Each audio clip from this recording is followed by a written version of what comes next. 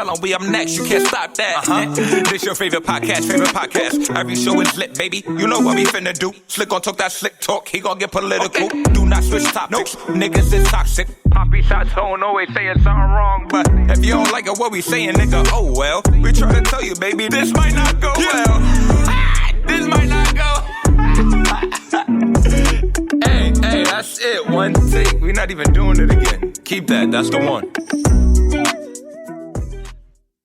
Welcome back, ladies and gentlemen, to another episode of This Might Not Go Well.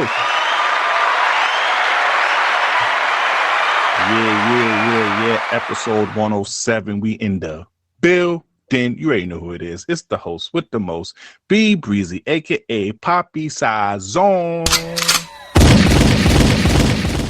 Yo, what's going on, everybody? It's your boy Slick Gracie. How y'all doing out there? Yeah. You already know how this goes down.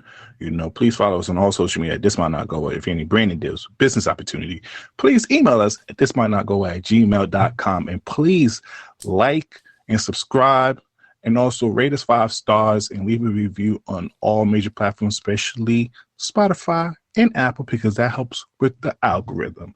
All right, man. Another week, another episode. Weekly check-ins. How you doing this week, brother?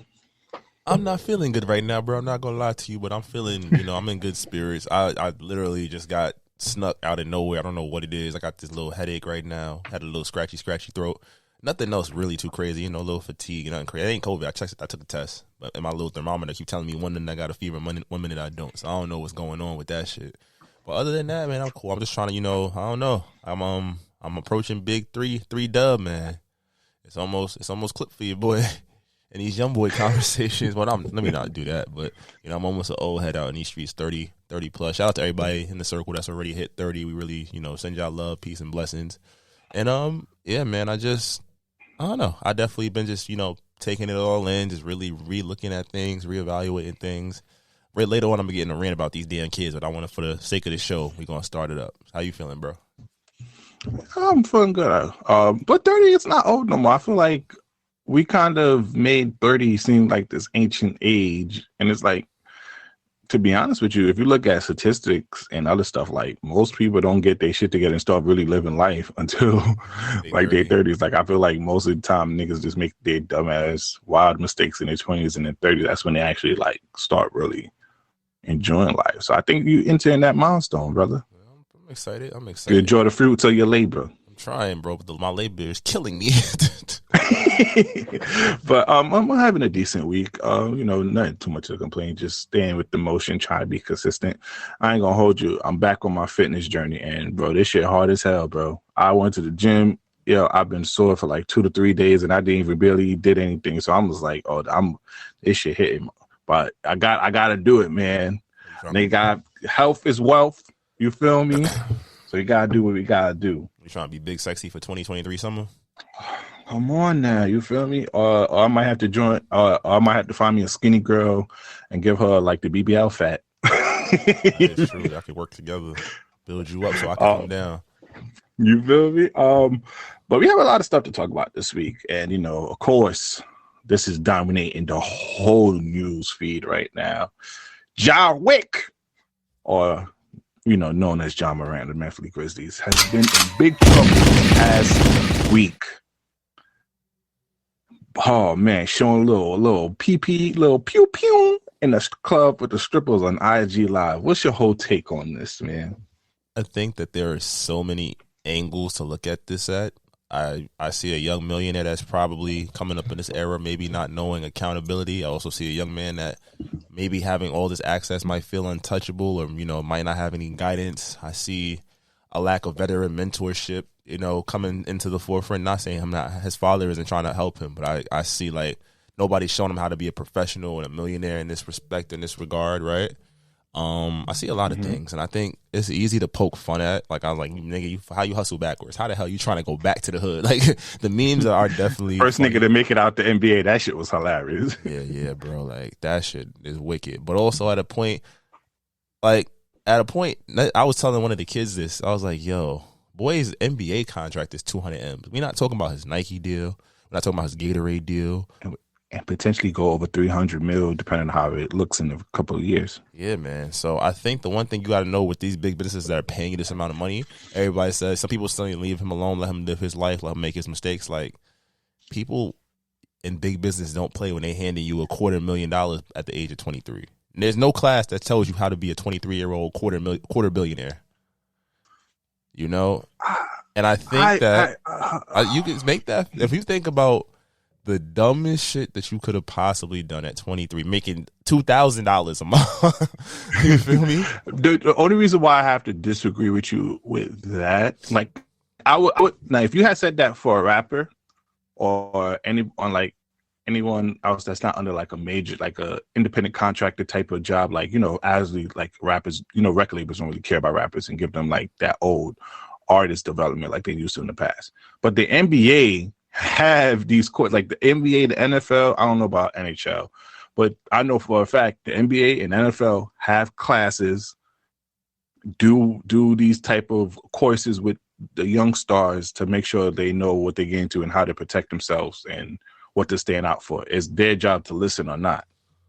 Right. But does that also give us the license to cancel this young man or not say that at 20, when you go from mid-major, nobody looking at you, to face of a franchise, to $200 million player, that there might not be the requisite supports and skills, especially when that team is young. When you think about a veteran, even like an OKC, right? OKC be having like the youngest roster, but they always have a veteran or two around us just showing the young guns how to get it in. Memphis, outside of Steven Adams, there's no culturally, I'm saying this respectfully, culturally relevant vet, meaning somebody who these young guys are going to look to off the court to, you know, hold it down. They had a rookie coach from Ja Morant's first season. They have, I'm trying to think, Danny Green and Andre Iguodala wasn't playing for them when they was there. So it's like, you're not really in the sauce. I'm not making excuses for his poor choices, but it's also like at a point you have to look at it. I look at it sympathetically, because at a point when some people tell you fucking up, arrogance will make you do stupid shit to prove that you're not, or you're not going to get in trouble. But at the same time, there's got to be somebody holding your hand to be like, or somebody to lean on and be like, yo, bro, you fucking up. You can be mad at me. I'd rather be mad at me and we figure this shit out than you know, keep going down this path and then you get banned from the NBA, you know. Because the gun, that shit's one thing. But if he put it on the team playing, that's 50 games of suspension automatically. Rest of this season, I probably doesn't count for the playoffs. So it's probably playoffs and then next season. You feel me? So, and then they just dropped it. They dropped the charges because they couldn't find enough evidence. Well, so he's good on that. He just gotta talk with the NBA. If it was on the team playing, then he's done. And I think that it leads to a larger conversation. Not to be funny, but this segment should be like, who raised you niggas? And I say that because as an educator, I've been having this conversation a lot recently, whether it's in person or even just like going through random Reddit pages. I just came across a thread earlier about like this generation is the most over-influenced, underdeveloped in history. They have so much access, 24/7 access to anything they want, that they don't know what consequences are. They don't give a fuck. It's like, I've literally seen kids do the dumbest things, and you try to pull them aside and tell them, like, I don't care. I had to get my get back. Or, I don't care. I'm not getting in trouble. Or they're going to take my phone. She's going to hit me. What? And it's just like, bro, y'all don't care about no type of consequence. And they're coming out of where I'm at. They're coming out. They didn't have a fourth grade. They didn't have a fifth grade. So those formative years of discipline and test taking skills and writing skills and shit like that, and basic arithmetic and whatnot, it wasn't there. And now you see, like, we're trying to push them to do grade level tasks, and a lot of them can't handle the pressure. And the suicide rates are up. The dumb shit, like I said, kids lighting papers on fire and talking about smoking on this teacher pack, or, you know, smoking weed and, you know, inappropriate action. Sturdy in the bathroom. And sturdy and fuck the bathroom, getting sturdy in the middle of classes. You saw the video of the 10th grader that punched the teacher for taking his game, which, you know, for everybody knows school club, unspoken code. Don't bring that shit in here. You feel me? Oh, you mean the white mentally, yeah, but even disabled? So, I don't know if he's mentally disabled. I didn't read the whole story, but I'm saying, like, situations like that where it's like all we can do is record. There's no fucks given. And you think about, take that mindset, growing up in that mindset, and then you are given $200 million. Oh, is it my goal? Go ahead. Oh man, because you know, I appreciate your point of view, but because your point of view is credible and valid, but then when I come across is going to come across because we had like that debate with Kyrie, which we strongly disagree with each other, and kind of, I know a lot of people was thinking like, oh, Brian could be anti. It's not anti. It's like we got to look at the individual. This is not his rookie season. He's been in the league for at least 2 to 3 years. You can't say he didn't have a father figure. His father is at every courtside game fighting with niggas. Not fighting with niggas. I don't want to disrespect Ja Morant like that because he's a great father. We know about his background. We've been watching this kid since forever. And this is not the first incident that happened. This was like in less than 3 to 4 months, there's been an incident surrounding Ja Morant. But it's gotten covered up most of the time. So how do you learn accountability? No, it did not get covered up. I mean, only the one where he punched the kid like 17 times and flashed the gun. That was the one that was like what about brandishing the gun? The red dot shit with his crew. The red dot was literally pulling up a couple months ago. Pulling up on the mall to fight the security that told his mom something. That was a couple months ago. The only thing that was last year that wasn't covered, that was covered up, was the whole flashing the gun at his crib. But we've been seeing this, and we've been telling him like, yo, stop it. What he does, go on IG Live late at night in the strip club, don't mind. But, and it's kind of just crazy because it's kind of like, damn, bro.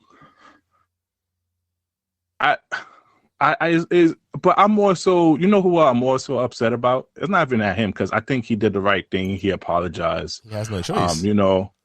He deactivated his social media accounts. Has no choice. That's PR, bro. Yeah, that's not him. That's the niggas that handle him. I'm going to give him the benefit of the doubt. I'm gonna give him benefit of the doubt. He got smacked on the hand. Hopefully, he learned his lesson, or at least knows how to keep it low. I'm gonna give him the benefit of the doubt because this is like his first major trouble that actually got caught. Because the other times was mostly like friends of his. So this is actually now is his actual doing, besides the whole punching the kid in the face thing. So I'm gonna give him the benefit of the doubt and see how he moves forward. What I'm really upset about? Oh man, it's gonna be like my Uncle Ruckus part. It's the black community going from Paul Pierce to some of the people that I know and some of the people that I'm acquaintance of on social media. The whole, oh, you're too harsh on him. Y'all going mad hard for this. Oh, what if he had to protect himself? And it's exactly why a lot of y'all niggas want to know what the fuck to do if y'all have money and responsibility. This shit, he represents over $1 billion corporation. Multiple billions. Carmelo has said it on $1 million worth of game that, the NBA watch everything that y'all niggas do. They know, like, niggas protect their assets. For you guys to sit here, and this is the problem with us. We always want to say, yo, they're too harsh on this, they doing this, until something fucked up happens, and then it's kind of like, damn, why this happened? Obviously, because what got me upset was everybody getting on Shannon Sharp, because Shannon Sharp a couple weeks ago was on him already, telling him like, bro, you don't have to be a gangster. There's no reason why is like being a gangster at where you at right now is not beneficial at all. But people got on Shannon Sharp and saying like you dragging this man across the media and everything, and it's kind of like, damn, we can't even police ourselves as a community anymore. And he said it today in this show, and that resonates to me. Like in his generation, your neighbor check you would discipline your child, like the community will look out for you. Like the community, like, you couldn't do certain stuff in the, like, I remember a little bit, I didn't really have that too much growing up, but I did have it a little bit. Like, I had to do my dirt outside of my neighborhood growing up. Cause I know, the Jamaican lady, the Trinidadian dad down the block was snitched to my mom. And I feel like we, like you say, we don't have that community and we don't police ourselves. It's all, this generation is all about individuality. Do what you do, live your life, and there's no policing. And it's sad to see because it is multiple incidents of just not only job, but in other industries and other celebrities that if they just just adopt this police and, help us out and be with a community and you have a stronger community, a lot of shit could be prevented. So it's just sad overall. So you agree that we need OGs back? I've been saying that. I have OGs. I have a mentor. I have 2 mentors. I got too many OGs. I can't get away with shit. You feel me? I've been a fraternity that have a lot of big bros that I talk to for advice, and so I have. I mean, like, me personally, I'm okay. But you're also you don't see me wild out like that. Like about... you think that I wild out on the pod? Trust me. Like me and Slick say, if you listen to our pre-production or our conversation outside the pod, we really get canceled if you really think we go crazy on that TSA. This is very calm and collected over here. So you can't say that. Relax. They're gonna be asking for that behind the scenes. They can't get that. Can't get the sauce. Yeah. But nah, like I said, it's hard, like you said, when there's a lack of accountability in the culture. And it's even harder because everything is done for a joke. And it's become that. It's like everything is clout, everything is this, everything is that. As opposed to like, some people, like the old heads, like, he need help. But how can you help him? He not gonna listen. You feel me? So I really hope he gets the help he needs. Why are we glorifying gangster shit for? Sometimes you just why is that? Oh, well, think about it. Can I pose it? It's like that corny conversation we had last week. Can I pose it this way though? Mm-hmm. They said he hung out with a bad crew, but he wasn't really with his pop said that in a snippet, right? When you think about growing up, even going back to like the corny conversation, right? You remember what you were and weren't allowed to be a part of. You remember where you were and who was around you, but you weren't really allowed to get it. When you get to a certain age where it's like you're old enough to make your own choices, sometimes we foolishly backtrack into that shit. You got bad bitches that wasn't bad all the time, that when they get older, they start doing shit that's like you would when they was 17, 18, they wouldn't have did this, but 22, 23, I'm a wild the fuck out because I can now. Now nobody who can tell me, nobody can stop me. Even if somebody comes to you and says it's like some dumb shit, what you gonna say? You're right. You got to take your lumps, and unfortunately, his lumps might cost some millions of dollars. But there is a need for OGs in the community. Ja Morant needs some OGs. Grizzlies, if y'all do one thing this offseason, go get you I know Jared Dudley's he's on Dallas. He on Dallas? I think he might be on Dallas. But y'all need to get you some younger assistant coaches that have been in the league that these guys will listen to, or sign trying to think of a veteran guy that can offer something. But even talking about the Grizzlies, we even put this on the docket. Look at Dylan Brooks talking about Draymond Green. Like, bro, these niggas is just out of control. They done it, but I've been saying that shit for a minute. I was like, I don't like these niggas because they doing it like they done something. Like, you know what it is? This is the era of the participation trophy. This is the era of I did something that nobody thought I should do, and y'all gonna worship me for it. But yeah, you reached a new level. The game resets at this point.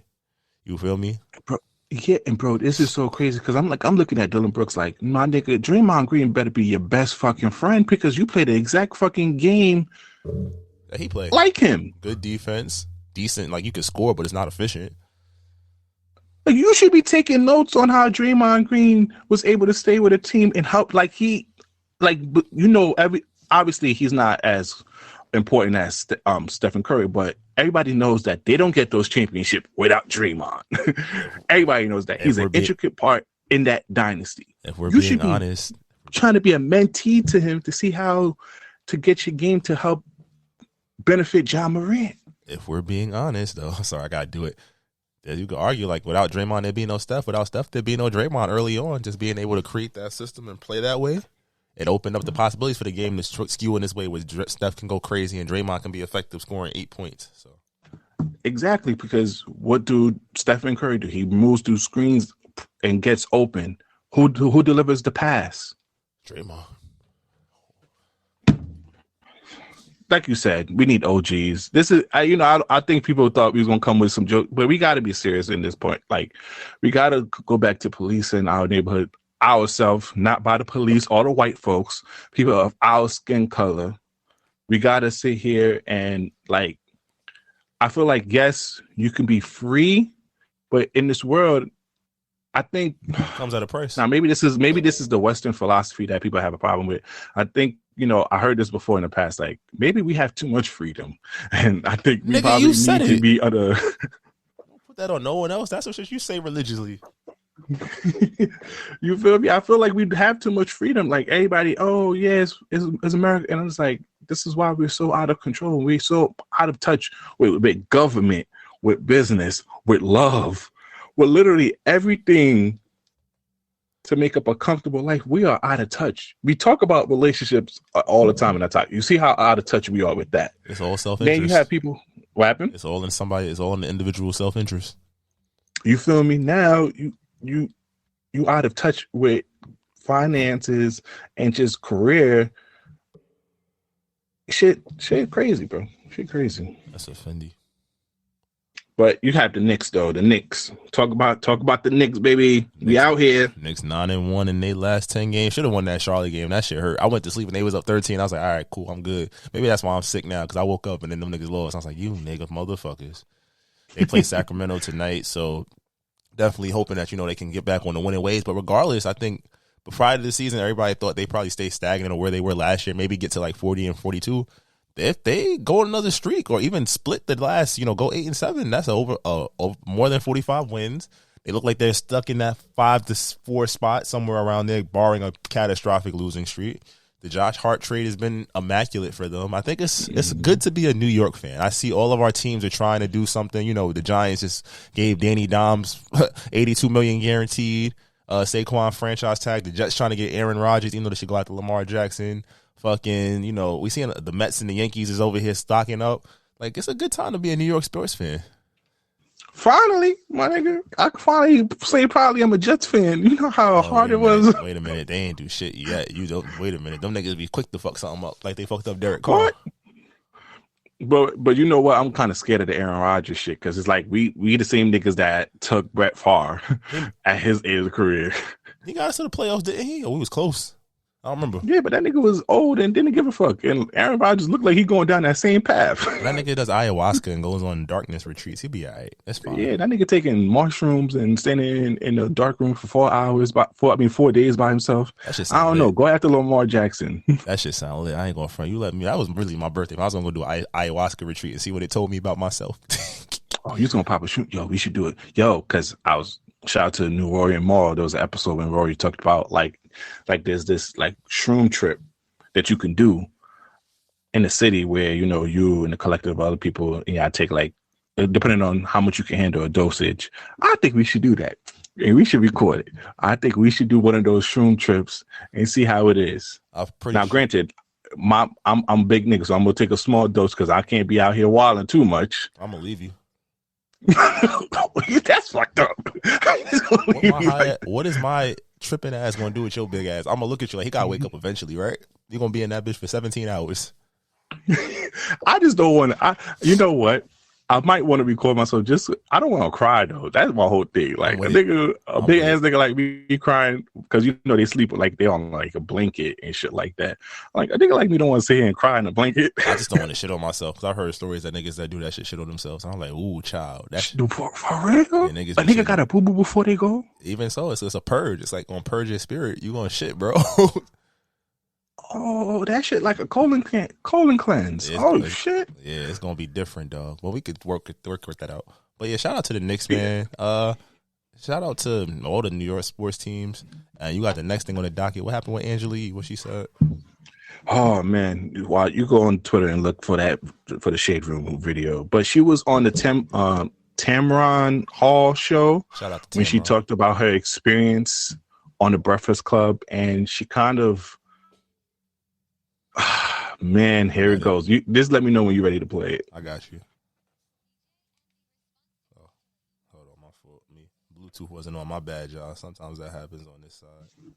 Nah, but her comments though, as a fan, because I always said I'm a Charlamagne the God like big fan. So I've been watching like Charlamagne. All right, you go ahead. I got you. Charlamagne is like one of the reasons why I got into podcasts back in college. So, like, I've been literally watching their step from the get-go. So, her comments really struck a chord. So, play the clip. No, please, nigga. Goddamn. Disrespectful. Oh, with a lot of bravado, with a lot of edge, disruptive, and that's why millions of people love the show. It seemed to me that people were always riding you. Yeah, and, I was the only woman who worked there, too. I mean, when it came to producers, camera people, and it wasn't an easy room for me I didn't know that. So I feel like I did need more, like, backup, because even things that I felt as a woman, it is, if somebody can't understand your point of view because they're not coming from where you come from. And so that was hard for me, too, to be the only woman there with nobody to be like, check somebody, you shouldn't have said that like that. It's just me. And there were times I did do that. behind the scenes because we should be able to do that. That's part of what it is. I'm not always going to agree, but it's hard when nobody's like, you know what, she's right. And I ain't gonna hold you. Usually when they do that, you get a lot of support. Instead, everybody was getting at her. Wow. DJ Envy was like, yo, that's cap. You even had former people like Lil Mama talking about how she was laughing with the guys when they was going after her, that famous clip. You even had Erica Mena come out the woodwork to come after her. And I think a lot of people was just, I think, she said that to gather support or, so people could understand her. But instead, she kind of met the brick wall because she didn't get that support. Instead, she got a lot of flack for that.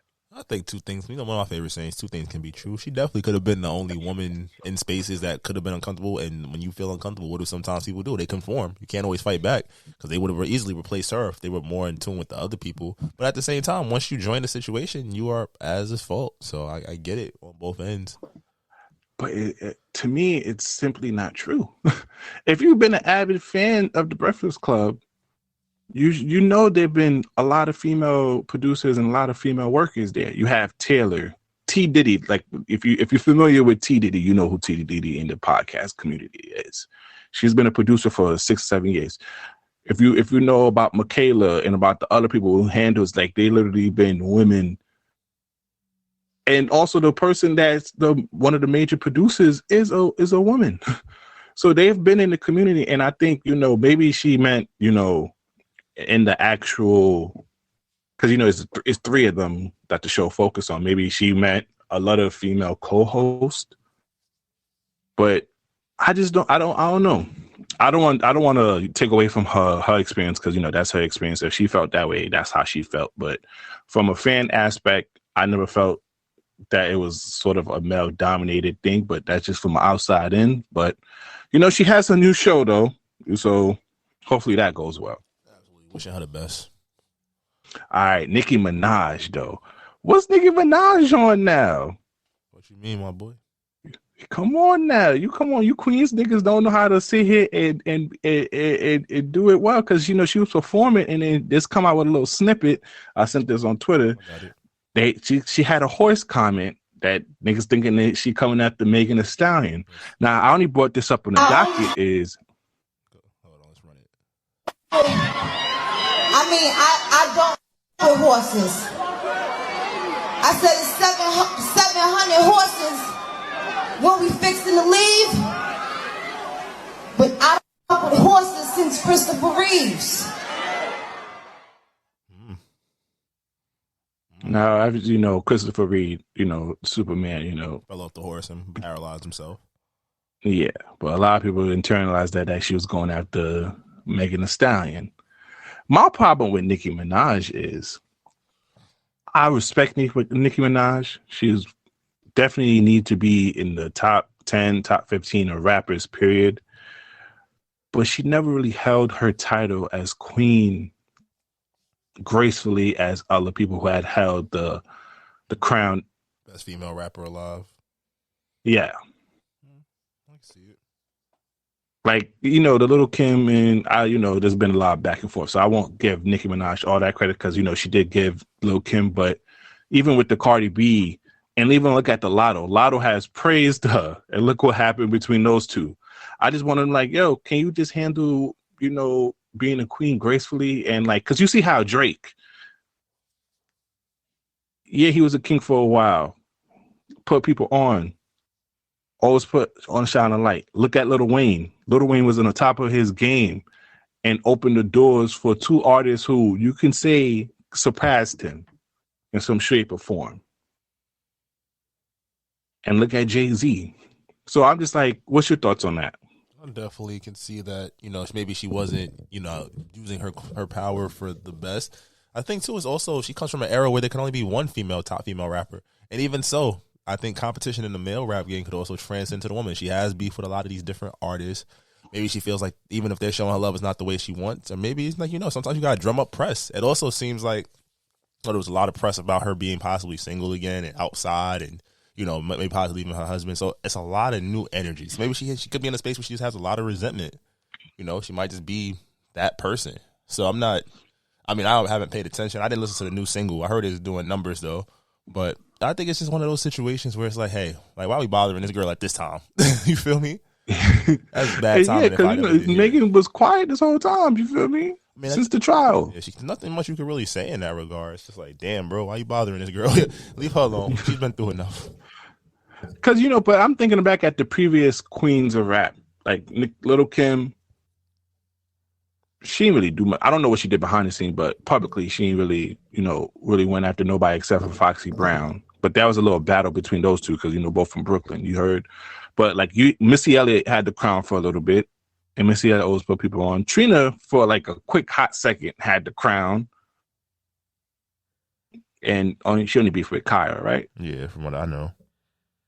So, but you have Nicki Minaj, who has like probably the longest reign, has a beef with a lot of women, and for a certain time, like she didn't really start getting love. Like, to be honest, we can have an honest discussion. She really didn't get love until a few years ago, until she started working with younger artists. She started giving out flowers to young artists. Yeah, everybody was like she was anti the new girls coming up and whatnot. You right, I'll give you that. Because if she wasn't fucking with Carly Rae, Bia, and doing what Drake did, a lot of people wanted. Because she was losing her. She never gonna lose her GOAT status or her legacy, but her fame wise, okay. She wasn't. She was lacking in that regard for a minute until she started putting her arms around people. That's fair. But what I don't like what she do now is when she puts your arms around you, you have to adopt her beef. Like with the City Girls, Cardi B and the City Girls was cool, but then once the City Girls and Nicki Minaj clear up whatever they had. Now they beefing with Cardi B a little bit. Yeah, that's not cool. That's bully behavior. We don't come on bullying now, unless it's for the betterment of the youth. All right, let's talk about what's been going on. This live stand up by Chris Rock has been getting everybody in their little debate bag. Man, what's your thoughts about the Chris Rock special? Did you see it? I watched it. I feel like I saw this actual show live outside of the Will Smith jokes. Like, there was a lot of jokes he did on his run with Kevin Hart. I saw a couple of those dates. So I didn't really, I was like, at this point, get back, my nigga. It's been a long time. And it's fair 100%. To say, at this point, sometimes when it's the get back era, what you do? Somebody did some quote unquote bitch ass shit. You called them on it. I think his Marlon Wayans special was funnier than his this week, if I'm being completely honest with you. Oh yeah, we could cue that up, but I'm 100% with you. I even though I don't really like it, and I don't think it was like him ending it off with not fighting for the white people was like a lackluster finisher joke. But I'm happy for him. You know why? Because we could stop talking about this shit, bro. Niggas is treating this slap like niggas, like he got shot on stage or something. Like he really got beat down, my nigga. Like niggas is treating like I said last week, niggas have a crisis team at the Oscars this year for prevention of this type of shit. And I'm just like, bro, this shit was not serious. You had white folks thinking like shit, like niggas was really rumbling like this. Niggas was treating this shit like the Saucer Wars. Let's keep it a buck. Let's keep it a buck. Niggas was treating this like this was the 90s Saucer Wars out here. Niggas thought Suge Knight was fucking niggas up and shit out here, bro. I mean, that's why that last joke hit so hard, because it's like, nigga, you can't fight in front of the white people. Niggas know that. Any common sense nigga gonna be like, yeah, I can't do this right here. Let's go outside. If I was ever about to get into an altercation, there's white folks around, I already know, especially professional white folks, this shit gotta happen outside. They ain't fucking up my future. And facts. And you know what? And I'm gonna give Chris Rock some respect, because he did it the right way. He knows he can't fuck Will Smith up. Niggas forget Will Smith can box and can fight. Then it goes Muhammad Ali for a little bit. You feel me? He can't fuck Will Smith up. So what he did, collect the bag. He waited. He knew that niggas was gonna look for his opinion, especially joke wise. So he did a tour, which sold out, even though it was sold out regardless, because it was him and Kevin Hart and Dave Chappelle. So niggas will get that bag. But he was like, yeah, let me use this as my special. And he kept it at the end where everybody else. So he got a nice big bag. He got his shit off. This is the last I want to hear about this now. Well, it's not the last. We got to play the clips. Let me run that for you real quick. Yeah. Pick up the mic. Everybody called that man a bitch. Fucking Charlemagne called him a bitch. The Breakfast Breakfast Club called him a bitch, and The View, and The Talk, and every rapper, and the Drink Champs called him a fucking bitch. Everybody called him a bitch. They called his wife a predator. Everybody called him a bitch. Man, how many bitches you gonna? Everybody. How many you gonna call him? And who's he hit? Me. Like, damn. That concussion line was funny though. I ain't gonna hit it. I think it's a deeper conversation to it though, because it's definitely one of those situations where you just like, God damn, you like everybody was calling him bitch. Because I think at that point it's like, yo, it's weird now because I think as eras change, you can look at it. We was on Will Smith ass. As a culture prior to the slap, we was on his ass. Like we caught that. They was in an open relationship. Niggas was not trying to hear that. Your bitch was fucking another nigga in your house. We was on his ass. And that's your son friend. That's your son, man. That would even made it worse. It's family pictures without you and August is in them shits. You got singles made about it. It was bad. It was real public stuff, private. Because I saw a tweet the other day. They was like, let's not act like Will Smith wasn't fucking Margot Robbie. Yeah. Come on now. But not in public. Pause, Big Willie style. Not in public. It was really just a demeanor where Jada did not give a fuck. She's like, this is our truth. We always gonna live it. And Will was trying to save face. So they was obviously not on the same accord. If you read the book, there's plenty of instances that show they were not on the same accord. But I hope it's over. Like you said, I hope that they found peace. I know they said Will Smith was hurt and embarrassed by the situation, but hey, this is what happens. You can't never tell a nigga when to get over some shit. Chris Rock will be doing jokes about this shit forever. But then my man Marlon Wayans dropped a special too, though. And his special was about this situation, which made that shit even funnier. My boy was tweaking. It's called God Loves Me. It's on HBO Max. This is not a plug, but I'm a fan of Marlon Wayans, so I don't care. And essentially, he's like, yo, I'm cool with Chris. I'm cool with Will. I'm cool with Jada. And when that shit happened, the stars aligned in my life from different stories. And this is some of the shit that he said. Things about my brother Chris Rock. Either he is the strongest black man that God ever created, or he is truly one bitch ass nigga. Cause this nigga didn't even act like he was gonna hit him back. He didn't do none of this. You know what I mean? He didn't put his hands up. I didn't see his little claws curl up. That nigga just took it and then complimented Will on the slap. I can't believe it. Will Smith just slapped me. My man Marlon was going in, and you might think it might be in bad taste just off the first listen to that clip, but if you watch it, the way he ties everything together is worth the watch. And it was definitely funnier than Chris Rock's special. So, what you thought? Did you see it? Nope. Damn. I ain't gonna be keep it a buck. I appreciate Chris Rock. You know, he from Brooklyn. You feel me? I love Everybody Hates Chris, the TV show. Stand up wise, it just didn't. He doesn't. It doesn't perk my interest. You feel me? That's fair. Like the tambourine shit was cool. It was more OG storytelling than tambourine. It was like, yeah, nigga, y'all don't matter. As niggas, he told us we didn't matter 4 years ago, and we just started to listen to the message. You feel me? So like, I appreciate Dave Chappelle. You know, I appreciate comics like that. Like, I actually really love. You know what I actually like? I don't know if you're familiar with comics like that, but I like comics who do a lot of crowd control. Like niggas that interact with the crowds and shit. So like Matt Rife, Andrew Schultz, those type of comics. I didn't think Schultz was funny when I watched the special. Control. Huh? I didn't think Schultz was funny when I watched the special. Maybe I gotta watch it again. Maybe it just wasn't my cup of tea. You know, I also watch his, go on his YouTube and watch like his crowd control compilation. Then you gonna really appreciate, because like how he does shit on the fly and how he interact with the fans. That shit is amazing.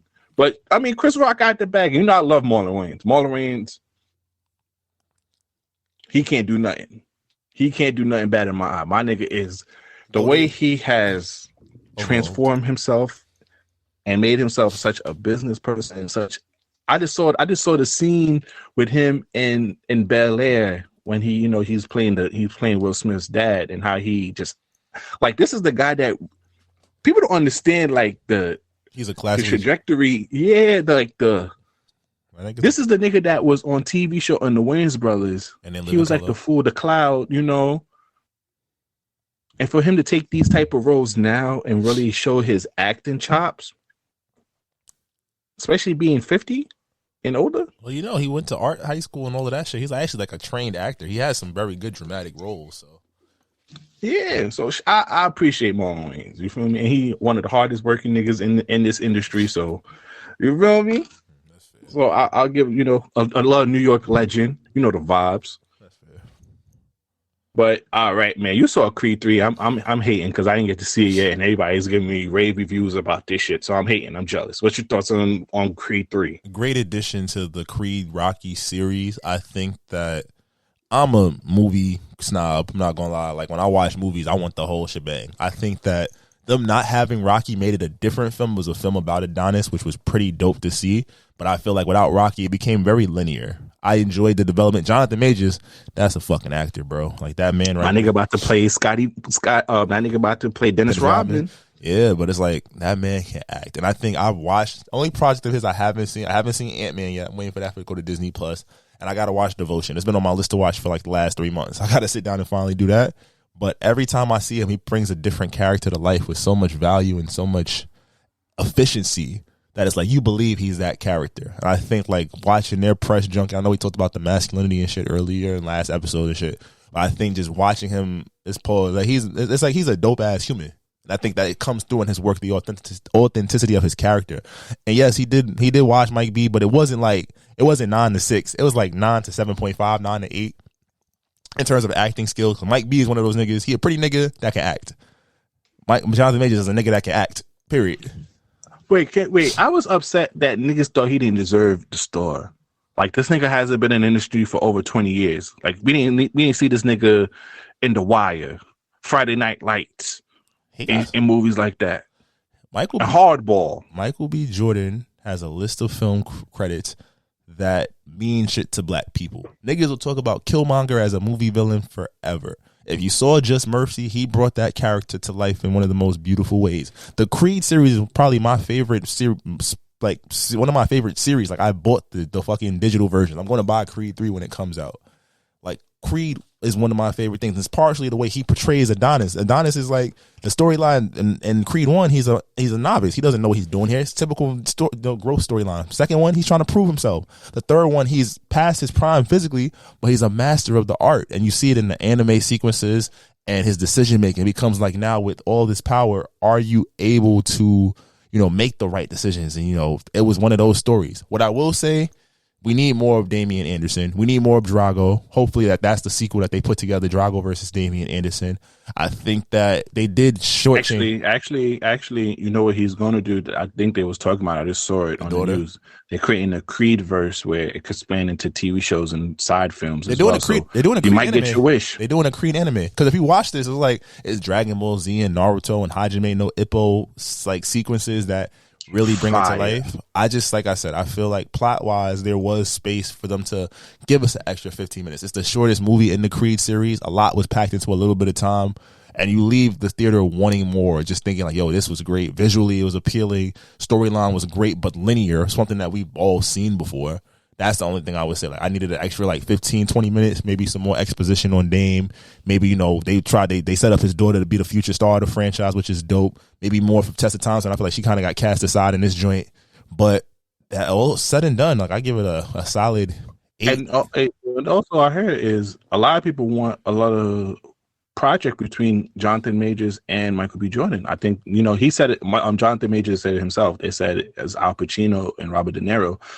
I could see that they brother. Like I haven't seen the movie yet, but I've seen a lot of their interviews and their press run. Like just the brotherhood between them, been beautiful, bro. Like pause. I've watched all the interviews, bro. Like I think it's like it's refreshing to even when they were staring at that ass. Go on, I'm gonna say that's some real brother shit. I think it's important to portray black friendship in that way. And it's like sometimes because it's so unfamiliar to us, seeing hopefully straight men having those kind of close relations. I'll say this nigga's fucking. It's like, oh shit, this shit went left real quick.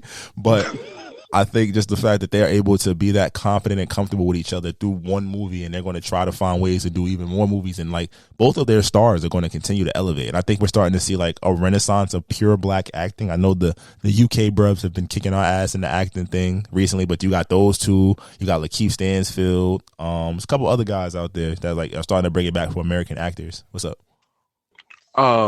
What we never talked about this, but what's your thoughts on Idris Elba on the whole not being labeled a black actor comment that he said? I agree with it in the stance of this. Do you want to be the best of the inferior, or you want to be the best of the best? And I don't mean inferior like that, but I think that the critical understanding of acting is that there's art and there's black art. There's acting and there's black acting. There's music and there's black music. And I think that while you want your work to speak to your people, I think it's also important to shatter color barriers, and it's important to open doors by being considered the best. Like, Denzel's not the best black actor, only he's probably one of the top actors in the world. You could put him in any role, he's going to eat. And I 100% agree with you. Because, look, when we talk about Tom Cruise, when we talk about Leonardo DiCaprio, when we talk about some of these other actors, we don't say they're the best white actors. I do. What do we say? We say they're the best actors. Mm-hmm. It's only when it comes to us, we have to. And now, granted, I do understand that because niggas don't give us our credit and niggas always try to diminish our influence into culture. So I understand why we have to announce ourselves. But I had no problem with him saying that. Why he can't just be known as an actor? We know that he's black. Ain't no escaping that. You feel me? There's no escaping him being black at all. Yeah. You look at him, you see a black man. But why does he have to be labeled as and that's why I feel like that with certain, like with the black movie, like, yes, I support, black led movies, but it's like, think like a man. Why has it be, a black film, a black cast? Why can't it just be a great movie? You know what I mean? That's a fact. You want to be, I don't want to be a good black teacher, the best black teacher. I want to be the best teacher. I want to be the best photographer. I want to be the best father or the best husband. Like, it's those titles that, it's like it's uplifting, but it's putting you in a small category, whereas you can be the best in whatever you do. And I think that as a people, that's what we got to strive for. Like, it's great. I love to be the Tubi king on all the black Tubi movies and BET joints, but like you put me in some work with some real dudes. I want to be able to go toe to toe and show you. My movie playing like Baby Boy like 3,000 times a year. You feel me? The residuals on that shit is amazing. What's next? Oh, now we on the topics of sports, man. JJ Redick versus Kendrick Perkins. You had this on the doc. Speak on it. Real quick. We don't gotta go too crazy. But basically, JJ Redick called out a take that Kendrick Perkins had where he said that a majority of the media that votes for NBA MVP are white journalists. And that it's so much easier to give a white player credit, and the media looks for white saviors in sports above, just looking at black people and saying, like, how come Giannis never won 3 MVPs or LeBron never got 3 in a row or whatnot, but then Joker's getting his. Even though we all can see the eye test, Joker by a lot. I love Embiid, but I think Joker is the MVP for a third straight year, considering what he's doing efficiency-wise and, numbers, number 1 seed. He ticks every box that has been traditionally. But for him to be a record-breaking 3 straight. Bro. Efficiency, impact. Like, what is he doing? He's done it with no all-star teammates. He's done it with no all-defensive teammates. You put him on the court with 5 people and advanced metrics in the eye test, his team's home. That split last year, what was it? 240, a plus 240 when he's on the court versus a minus 320 or something when he's off the court or whatever. Like, guys aren't doing that anymore. And on top of that, from the center position, efficiency, triple doubles, like never losing a game this year when they have a triple double. Last year, didn't have his 2 best players with him and still put up numbers. Like, bro, I love what Embiid is doing. Giannis missed a lot of games this year. Tatum starting to cool off and the Celtics starting to fall down the standings. Like, if you take the defensive part and you give Embiid a thing, but then you got to say, all right, what do they finish? If they're 1A and 1B, Embiid's going to be at best 3rd or 2nd in his conference. Joker's going to be 1. But it also led to the numbers. A lot of white sportscasters came at Kendrick Perkins and said this is a racist narrative. This isn't true. I just saw a stat that, like, Kendrick Perkins said 8 out of every 10 voters for MVP are white. That number is incorrect. In fact, it is 6.8, rounded up because we like whole numbers. 7 out of every 10 MVP voters is white. Which, again, that's not that great. I'm about to say but 2 things can be true. My fault, I'm starting to lose it. My headache go from my ass. But 2 things can be true. Does the NBA, has it always look for a great white hope? Absolutely. But the sport is dominated by us. And sometimes that voter fatigue, we've heard about it every year. Granted, Joker passes the eye test, but at the same point, it's like, well, damn. Niggas been doing crazy shit for years, and this is it. So, what's your thoughts? I mean, it's like it kind of reminds me of like the Steve Nash MVP over Shaq and Kobe. It is, yeah. Granted, yes, Steve Nash that time did amazing, and maybe he should get some type of award that year. Of course, now MVP, 15 and 11. But I don't know. But you know what? I'm gonna have to disengage from my original thought, because you know what plays a factor for why in my mind he does is what he does in the playoffs. But once again, this is a regular season award. So what he is doing in the regular season is amazing. So because he does deserve the award. And once you put the metric in the statistic for regular season. Now, is he to me the best player in the league? Nope. No, not at all. But regular season, for stat reasons, is he the MVP? We could give it to him. Any other guy you take off their team? What's the Bucks record without Giannis? Probably like 9-7 or something like that. If that's probably being generous. Did you see the Lake Show though? What all that? The Lake Show. You see my boy Anthony Davis. LeBron is out. He gonna come back. We making that run. We 9th place. Lake Show, baby. Fair enough. But then what else we got up here? Football? Oh no! Wait! Before we go to football, quick little. Is Zion Williamson could be a bust? This nigga has not played half a season yet. He has only played a quarter season. Is his third or fourth season, and now he's already been out on injury. And then now they did a checkup, and now he's going to be out for an additional 2 weeks with a right hamstring strain. Are we just going to what's the verdict on him? Because now he got the extension, but it's kind of like, bro, if a nigga only going to play a quarter of the games, what we doing here? I mean, as of right now, when you got weapons like CJ McCollum and Brandon Ingram and Trey Bryant, what's the shooter they got? The 6'9" kid that was in the dunk contest. Trey Murphy and Ballin, like they have a squad that can weather the storm. And Jose, shout out to him, because he's from New York. They are literally in the play-in right now. You tell me that. But Brandon Ingram just got injured. Oh shit. So. Well, you would know he's on your fantasy team. But I think you can't call him a bust because when he's on the court, he produces. It's like early Embiid. You can't call Embiid a bust because when he's on the court, he produces. He's a 2-time All-Star. When he's available, I think that the fear is that his game and the way he plays is going to lead to constant injury. But if he can get to that Embiid point where he gets his body in check and can play 50, 60 games a year and be ready for the playoffs, that's not a bust. 26 points a game, one of the most efficient scorers. You can't stop him going to the rim. That's not a bust. A bust is somebody who not Edwards. What's his name? The kid from Anthony Bennett. Yeah, Anthony Bennett is a bust, and I know a lot of it had to do. He started doing his shit in the G League though. He started busting ass in the G League. He was the number 1 pick, bro. He's supposed to bust ass everywhere. That's a bust in terms of like you never panned out. You think Greg Oden is a bust? Injuries, bro. You can't count that. I think when the injuries get involved, that's what I'm saying. We might have to put him in that same category. We've seen him at his peak though. We've seen 25-8. We've seen 2-time All-Star. Greg Oden didn't get a chance. He had one good season and then tore his knee up again. You feel me? Like that's a what if. We know what Zion is, and he has a jump shot. I don't think he has a 15-year NBA career. I think he might. He'll probably have what do I want to say, like 9 productive seasons and like 3 like more injury prone ones. And be like, all right, I'm out of here in 12 to 14 years. But, hey, he's not a bust. But my whole thing about it is, with so much of the medical technology compared to the past, these niggas are brittle as fuck, because KD was just doing a regular practice routine and nigga twist his ankle. Now he might be out for the rest of the season. I'm just like, yo, what's going on? Because y'all niggas have load management, which niggas been arguing about. Y'all niggas have better medical technology. And y'all niggas is brittle as a motherfucker. I mean, but you gotta think, they're also coming up playing AAU, playing like fucking 8 games in 2 days type shit. Your body is beat up by the time you get to the NBA. And then it's like, once you start getting all these rest days, how your muscles getting stronger if you're taking all this rest. You feel me? Even when you work out, how many days you supposed to really rest? You rest muscle groups, but you don't rest your whole body, right? This is a high impact up and down cardio. You're jumping, you're leaping, all this other shit.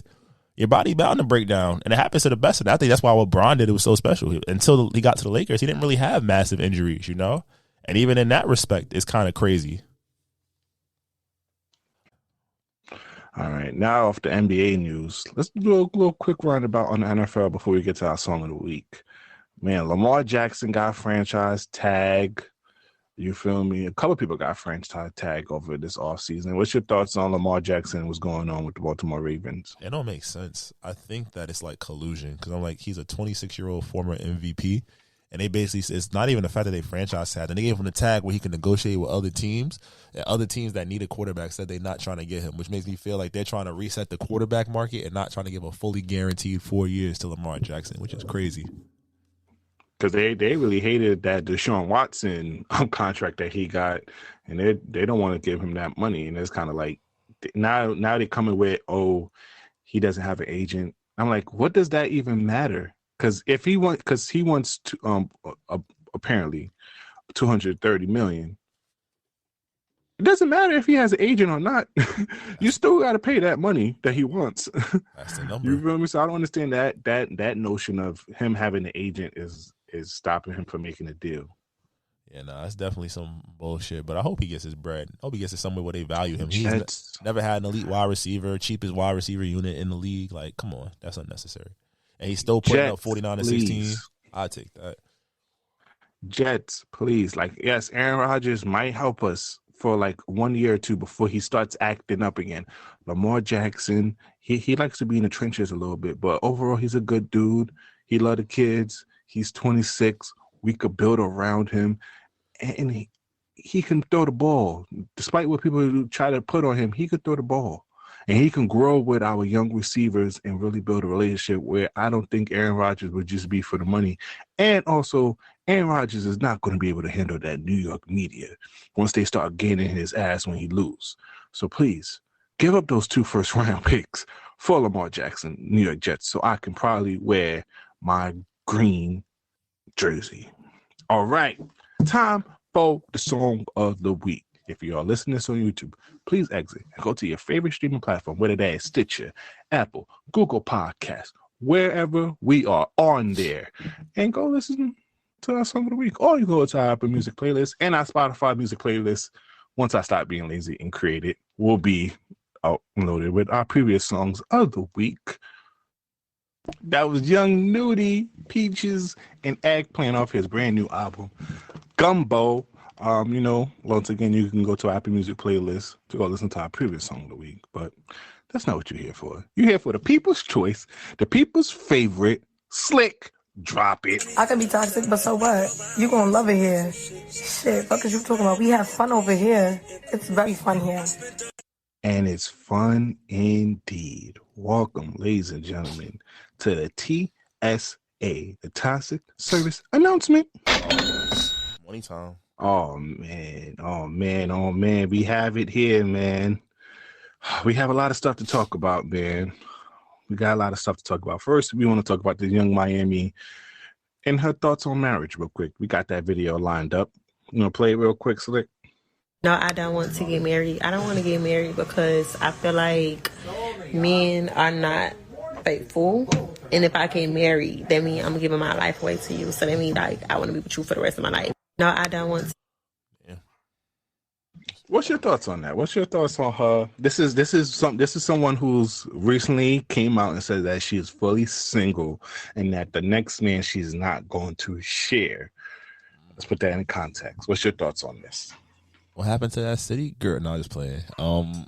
I think that it's a legitimate fear that people have not said. I don't want to invalidate her point. I think that, like, niggas be like, I don't want to get married because I don't want to get, I don't want to get dogged out. I think that's why we see a lot of this back and forth in terms of relationships, right? A lot of people don't want to do that shit or commit because, like, I'm going to get hurt in the long run anyway type shit. And she a motherfucking city girl, so I'm going to run these niggas for their checks because I don't want to really risk getting hurt, which really what it come down to when you really think about it. All the fun and the trips and shit is lit because it's like I'm getting what I want. You getting pussy and to get to have a bad bitch on your arm. You getting what you want, but we ain't really got no stake to it. You feel me? What you think? Oh, now it is TSA, the Toxic Service Announcement. Do I want to be PC Brian? Do I want to be Toxic Brian? Or do I potentially want to be Red Pill Brian? Pick one, Slick. Toxic. Let's go. Ha, you got peed on, and now your ass is single. Where we at with it? Wow. That was intense. Where we at with it? Yeah, you asked for the toxicity. Toxic back. Okay? Look at all you girls over here. A couple years ago, hot girl summer, city girl summer. Over here, you got JT over here with her satanic boyfriend over here. You saw his eyes in the Rolling Loud clip. That nigga is the devil. I'm not dancing to Just Wanna Rock anymore. That nigga is. And then I just found out, Lil Uzi Vert. If you say it fast enough, it sounds like you're saying Lucifer. That nigga needs a whole fucking baptized holy water, everything.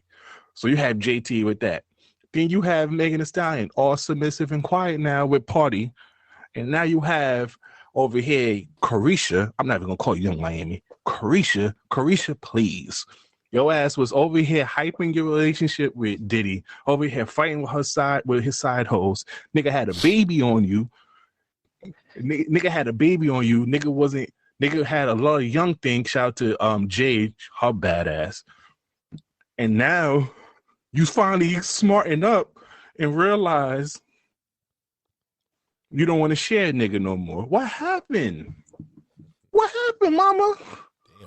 Damn, and I don't mean to go too hard on you because I love your personality and I love Carisha, the Carisha Please show. But this is more so directed towards the particular type of women that focus on the bag instead of a man's character. Look at you. Look at the character of men that you are dealing with. That's why you have such a fear of marriage. Southside, great producer.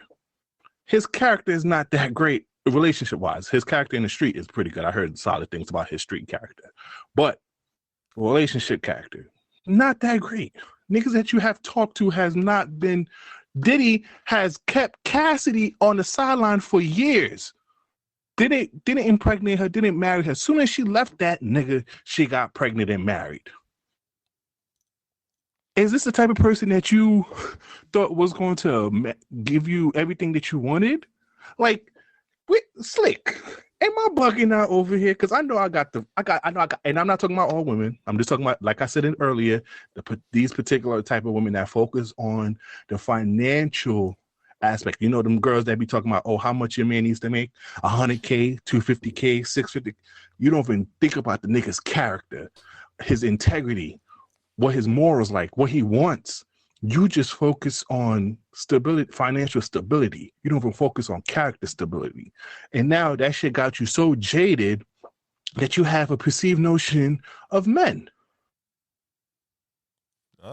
And now you jaded. And now you don't want to be a man. And now you're single again, but you don't want to share your man. Now, how do you expect niggas to take you serious now that when they know that you was P. Diddy plaything? Now, granted, she's an exception to regular girls because she's Young Miami. She's the city girl. So all the niggas is going to want to attach their name to that because it comes with a certain name of clout. First of all, you Diddy old thing. So a lot of niggas love. Unfortunately, this is when I shit on niggas. A lot of niggas love to fuck behind other niggas. Let's get that out the way. You niggas is lame. You niggas is weird. This is when I'm shit on fellas for a little bit. A lot of niggas see a nigga have a girl. They be plotting. Some niggas might throw dirt in the game, throw salt on that nigga's game to get them to break up and try to fuck the girl. Mind you, he doesn't really like the girl. He probably don't even want to be in a committed relationship. Just because that nigga had her, I want her. So niggas is lame for that. So you're going to run across a lot of niggas who just going to want to be with you because what? You was with Diddy and because of your name. So I can see why she jaded. But hey, this is what happens when you focus on the bag instead of a nigga's morals and character. Is that toxic enough? Yeah. That woke me up a little bit. Good shit, my nigga. That was good? That was great. All right. So let's get into some fun shit because I don't want to do the red pill too much because, you know, I don't want to subscribe to that mindset. And I realized, and I want to shout out to the ladies actually because Slick was saying this earlier too. There's been a revolution on social media. You know how we always come here for the last 106 episodes talking about relationship and how women and these real unrealistic standards and you know, like I just said, now women are focused more on the financial aspect than the actual characters. There's been a revolution on all social media platforms of women who have common sense, who's in tune with their femininity. We were supposed to talk about masculinity, but you know, time and all that. We'll talk about it in the Patreon on the next episode. But who's been in tune with their femininity, who find strength in their femininity, that don't need to be alpha females, who take pride in their femininity, and they're making a stand in the social media platforms. And I want to shout out to you ladies over here preaching and showing women that it's okay to be feminine, and you're strong in your femininity. You do not have to be masculine. You don't have to be taken out of your masculinity into your soft girl era, because in your femininity there is power. So before we get into the fun topic, I want to shout out to you women over here who are combating some of these unrealistic standards and some of these bag chasers out here. So shout out to you women out here on the social media platform over there. Real talk. Now, Slick, I just saw this on the New Orleans Mall. Have you ever heard of a rose party? I just sent you the clip on Twitter, so you load that clip up. I just realized. What is that? Yo, women really be having fun on the low. I thought women wasn't that fun when they do their sleepovers. When you think of a sleepover, you think girls will be sitting here. You always thought girls was doing some freaky shit, but then girls telling you like, nah, they just be having emotional things, watching movies and laughing and crying together. But hey, some of these girls are having a rose party sleepover. Play the clip. So me and Yomi got invited into a rose party. What's a rose party, Damaris? A rose party is when, so there's a group of women. Why you shook your titties before you answered? I was adjusting myself. Oh, okay, my bad. So a rose party, there's a group of women who all have, you guys know what the rose sex toy is, right? Oh, okay. So we all have roses or whatever, and you hold it on your vagina, and whoever can go the longest without coming gets their pussy ate by the whole party. Ooh, that room gonna stink. Cut it off. What's your take on the rose party, Slick? Girls just want to have fun. I ain't mad at it. I just want to know where y'all having it in that, and Atlanta. can I join? Atlanta. I mean, not join, but can I judge? You ain't getting invited to that. That's the girls only. Can I just be a fly on the wall? Like, yo, shorties, you see, like, this is. Now, granted, guys can't do this. Like, you're not about to have a circle jerk. That's dirty. That's just nasty. But look what would be, a rose party, son. That shit sound lit as hell. Boy. I subscribe to a girls only fan for that. You know that's about to drop on all the time. Like, you about to see mad girls in circles with roses and trying to last each other out, and then the buffet afterwards is about to be crazy. Bro, imagine it was. What if your girl said she was trying to go to one of those? What you say? Is your girl get her box say about another girl cheating? Or her going to a rose party, is that cheating? It's cheating if I can't do it. You just I can't fuck the girl. I'm about to say you can't go to your own rose party. Yeah, you can. This is gonna be a bunch of dick and silicone. Nah, it ain't no fun if the homie can't have some. You feel me? Can I witness this? You're not seeing shit, bro. Huh? You're not gonna be able to see nothing. You can't go. Then that's cheating. Then women cheat. You cheated on me. If I can't have fun, if you can't share her together, shout out to the wait, hold on. Shout out to the girls who out here be taking these girls down for them to break it down to share it with your man. Shout out to your girls. That go to the vacation. You go find a little young thing out there. You bring her back to the room for you and your man to bust her down. Shout out to y'all women out there. Y'all deserve an Oscar, Grammy, a whole EGOT over here. Niggas are silly. Now you in a relationship. What if your girl told you she wanted to do a rose party? Would you be down for it? Like you said, I gotta be able to see. That's the difference. That's the respect factor. I'm like, hold on, who gonna be there? The bad one? I'm coming. What?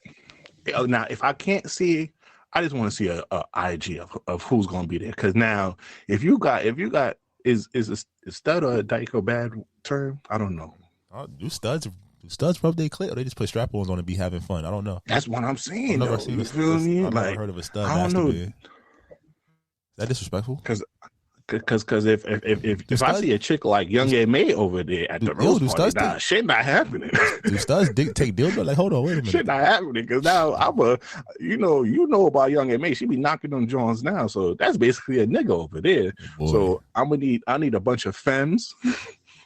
I think that's the proper terminology. if I'm correct. I need a bunch of femmes over there, and that's who is allowed to be at the rose party with my shorty. That's fair. Now, I came across this tweet, and this tweet made me laugh though, because this brings up a lot of question. Now, there's gonna be a little TMI, Slick, and I'm gonna have to ask you. Mm-hmm. When you participate, like this guy said, shout out to Zoe God, I had pussy so good one time, only all you heard was me in the video. and this brought up a question. Mm-hmm. As a man, do you moan when you have sex? Oh yeah. You know, that's why I fucks with you, because you keeps it real. Because a lot of these niggas be acting like they can just grunt. Nigga, I be in her ear like YFN Lucci.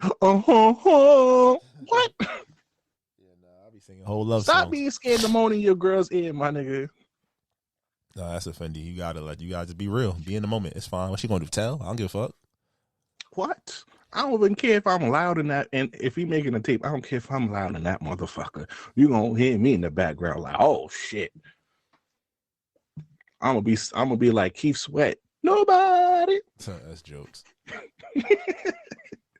I don't know why you think guys have a fear of moaning and stuff like, and also this also brings up a lot of topic. A lot of girls, I saw a lot of tweet of a girl saying like anything that's done between a man and a woman is not gay. So this opens the door of the whole pagan situation. Nope. Outside of that German kiss, no, that's gay. Sorry. I'm sorry. I give you a lot of leeway. They said that, yo. So she could, you know how you've been putting the finger on the girl's butt since you was 18. She said that, hey, she want to turn that favor. You better, I don't know, nigga. She better DJ around it. That's all she get. No penetration upon me. Tongue around the rim. Yeah, I'm about to say above the rim. You better no penetration upon me. Yo, little DJ, boom. That's where it's going. So you say nah, even though it's just still between a man and woman, some stuff is still off the limits. That's all depends on your comfort level. Like if a nigga into it. But for this nigga over here, yeah, I'm good. Chill, Brezzy. Doing too much. Shout out to SZA though. That BBL, she had a great BBL. You saw that video of her? Yeah, she elite. That's elite work. I saw a tweet that said asshole fat almost made me forgot about the train.